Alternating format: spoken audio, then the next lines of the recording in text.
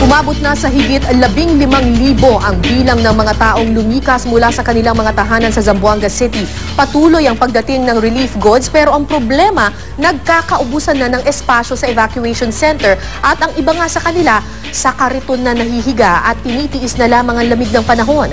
May news to go si Haji Rieta. Haji.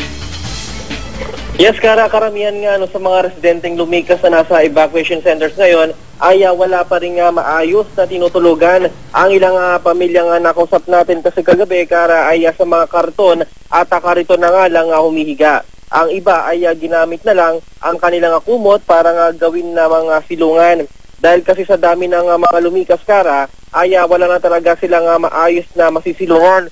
Si Manong Hasa na nakausap natin na taga Barangay Rio Hondo ay sa kanilang pedicab na lang muna mananatili kasama ang dalawang buwang gulang na sanggol. At hindi kasi pwede na sa karton lang matulog dahil malamig daw lalo na sa gabi. At hiling niya ay matapos na sana itong kaguluhan at ang sa ganun ay makauwi na sa kanilang lugar.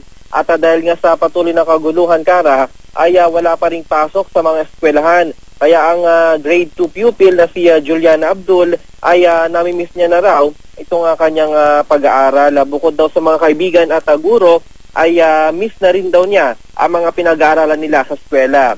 Dahil nga agaran silang lumikas ay wala silang nakuhang anumang gamit pang eskwela. Kaya naman ang maasang kanyang ina na si Aling Rhea na sana ay maayos pa ang kanilang mga gamit sa naiwang bahay at sana ligtas din daw ang mga gamit pang eskwela ng kanyang 3 anak. Si Aling Aida naman, Pantasan na taga Santa Barbara, baka wala na raw uuwi ang bahay dahil na sa sunod-sunod nga na sunog sa kanilang lugar ay baka raw nadamay na ang kanilang bahay. Sa pinakahuling tala ng DSWD ay umabot na nga sa 15,000 ang bilang ng mga residente nga nanatili ngayon sa mga baliwasang grandstand na mga lumikas. Kagabi nga ay nadatnan pa natin ang pagdating ng isang truck na may kargang pagkain at food packs nga para sa mga residente nga hindi nakakuha ng pagkain kahapon. Samantala, kaka-announce lang ni Zamboanga City Mayor Peng Climaco Salazar at pinapalikas na nga itong mga residente na nakatira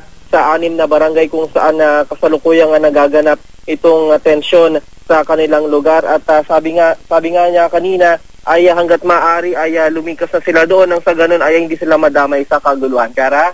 Yes, Haji. So, pinapalikas na ng lokal na pamahalaan ng mga residente. Saan nila ilalagay itong mga evacuees na ito? May balak ba sila na magbukas ng bagong evacuation center o gawing evacuation center yung mga saradong eskwelahan sa mga oras na ito? Kara, yung balak ng lokal na pamahalaan ay dalhin lahat dito sa grandstand yung mga lilikas na mga residente. At kanina nga ay may nakita na tayo mga nag-set up ng mga tenta para ma-occupy, may matuluyan itong mga ililikas na mga residente, Kara. Alright, maraming salamat, Haji Rieta.